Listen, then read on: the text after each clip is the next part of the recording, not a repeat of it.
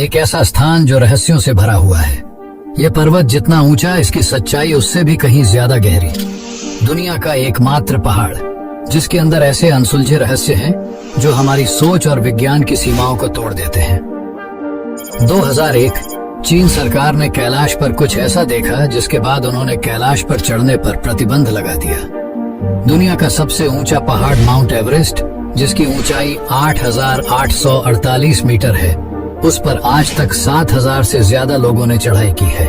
वहीं कैलाश पर्वत, जिसकी ऊंचाई मात्र 6,638 मीटर है, फिर भी आज तक उस पर कोई नहीं चढ़ पाया सिवाय एक आदमी के।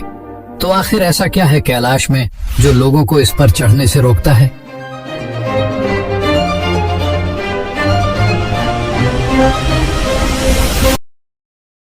और क्यों कैलाश पर जाते ही सारे कंपास, राडार और नेविगेशन सिस्टम काम करना बंद कर देते हैं?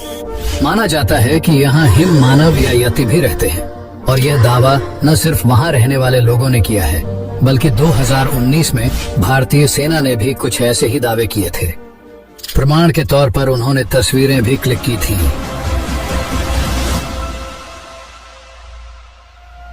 कैलाश में समय की गति असामान्य रूप से बदल जाती है।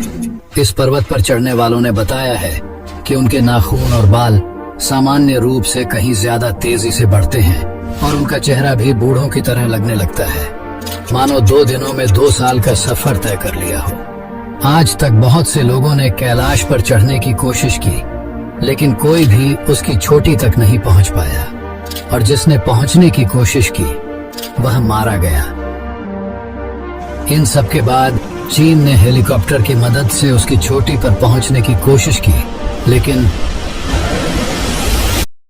तो आइए जानते हैं कैलाश पर्वत के उन रहस्यों को जिनके बारे में आपने कभी सोचा तक नहीं होगा। तो कृपया इस वीडियो को अंत तक देखें, क्योंकि जो आप देखने जा रहे हैं वह आपकी सोच से भी परे है।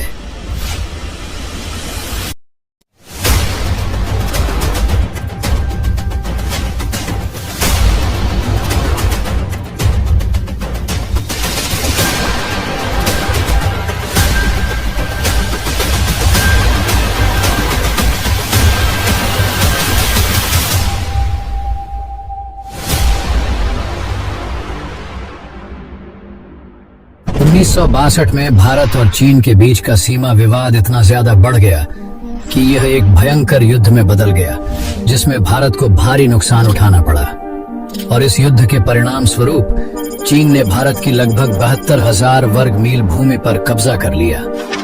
तब से कैलाश पर्वत चाइना ऑक्यूपाइड तिब्बतियन रीजन के अंदर आता है, जो कि भारतीय सीमा से लगभग 100 किलोमीटर दूर है।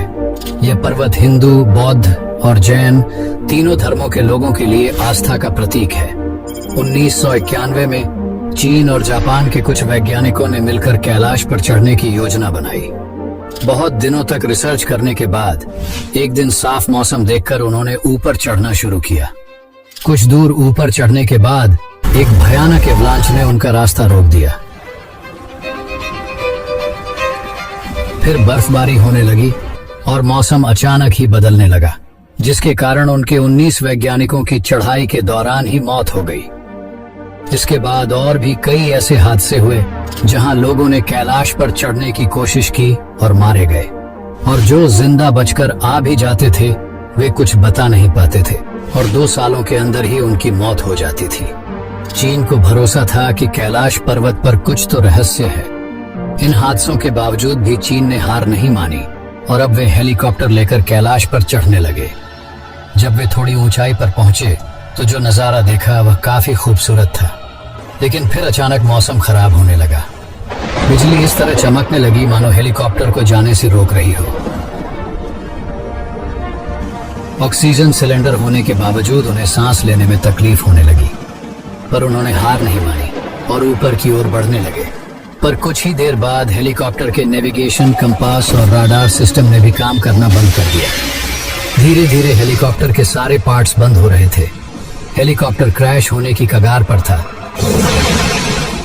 जिसके बाद उनकी हिम्मत टूट गई और वे वापस लौट आए। चीन के कैलाश पर चढ़ने में असफल होने के बाद 2 रूसी, 1 ब्रिटिश और 1 अमेरिकी पर्वतारोही ने कैलाश पर चढ़ने की परमिशन ली। इन पर्वतारोहियों ने कई बड़े बड़े पहाड़ों पर फतह हासिल की थी। सभी को लगा कि वे कैलाश पर भी चढ़ जाएंगे, पर फिर एक हफ्ते तक उनका कुछ पता नहीं चला। और लगभग 10 दिन बाद जब वे वापस लौटे तो जो नजारा देखने को मिला वह काफी चौंकाने वाला था।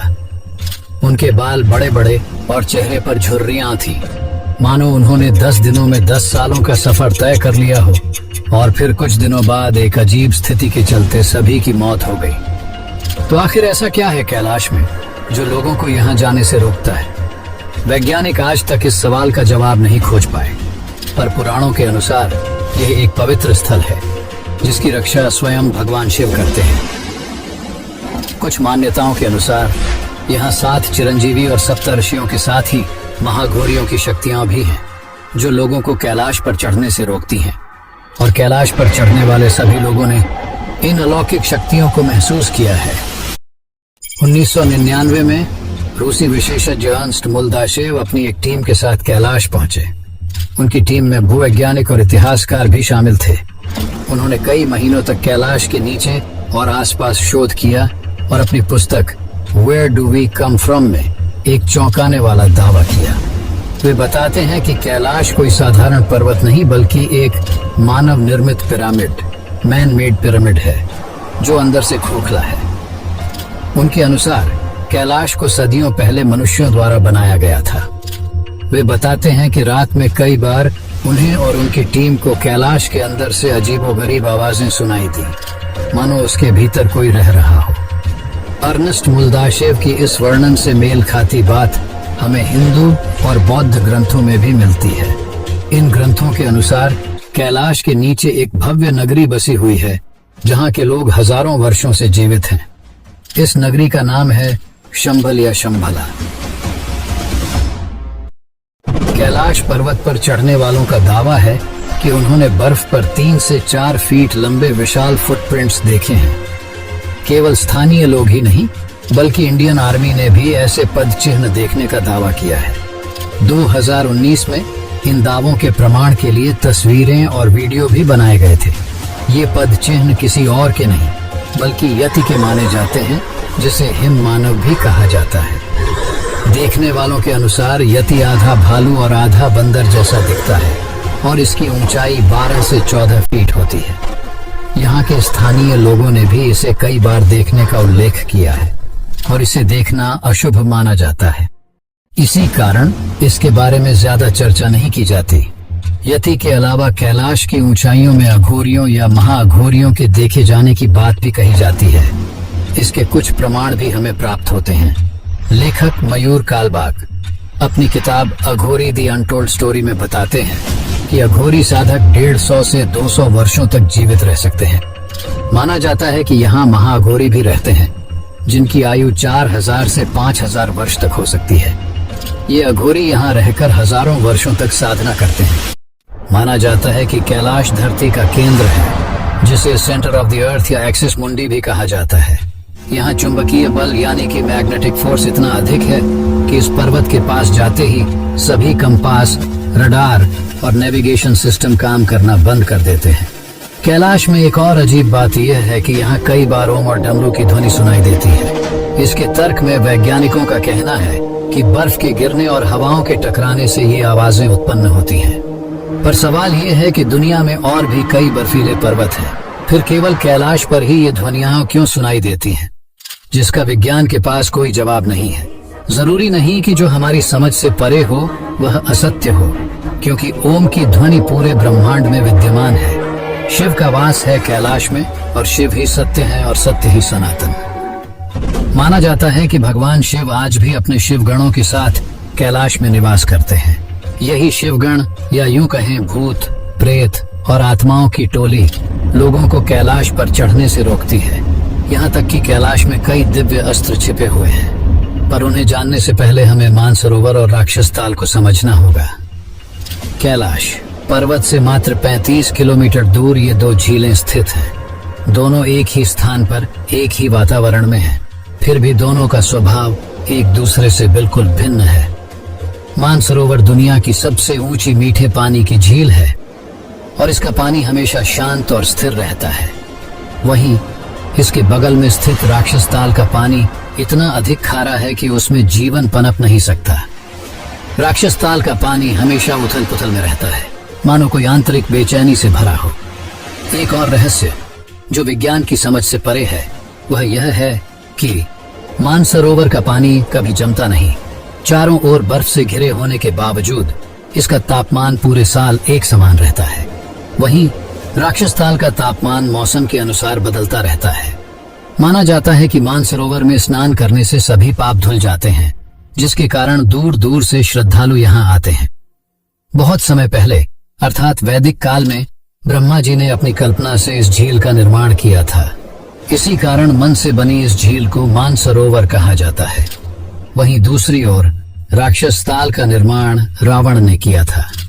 यहीं बैठकर रावण ने भगवान शिव की तपस्या की थी। इस स्थान पर जाने वाले लोगों को एक नकारात्मक ऊर्जा का अनुभव होता है। दोस्तों, वैसे तो कैलाश के अंदर कई ऐसे रहस्य हैं जो विज्ञान और मानव की कल्पना से कहीं बड़े हैं। कैलाश केवल एक पर्वत नहीं है, बल्कि लोगों की आस्था और भक्ति का भी केंद्र है। शिवजी का वास स्वयं कैलाश में माना जाता है और यह भी कहा जाता है कि कई अद्भुत अस्त्र कैलाश की बर्फ की चादर के नीचे छिपे हुए हैं। यहाँ ब्रह्मशिर ब्रह्मास्त्र, अर्जुन का गांडीव, शारंग जैसे कई दिव्य अस्त्र गुप्त रूप से सुरक्षित हैं। कहा जाता है कि यहाँ शिरोमणि भी छिपी हुई है। ये वही मणि है जिसे श्री कृष्ण ने अश्वत्थामा से छीन लिया था और पांडवों को दे दिया था। जब पांडव अपने पापों से मुक्ति पाने के लिए स्वर्ग की यात्रा पर निकले, तब युधिष्ठिर ने श्री कृष्ण के कहने पर इस मणि को इसी पर्वत में छिपा दिया, ताकि सही समय आने पर यह मणि अश्वत्थामा तक पहुंच सके। तब से यह मणि सही समय की प्रतीक्षा कर रही है। इसे प्रतीक्षा है अश्वत्थामा की, सभी दिव्य अस्त्रों की और अमर चिरंजीवियों की।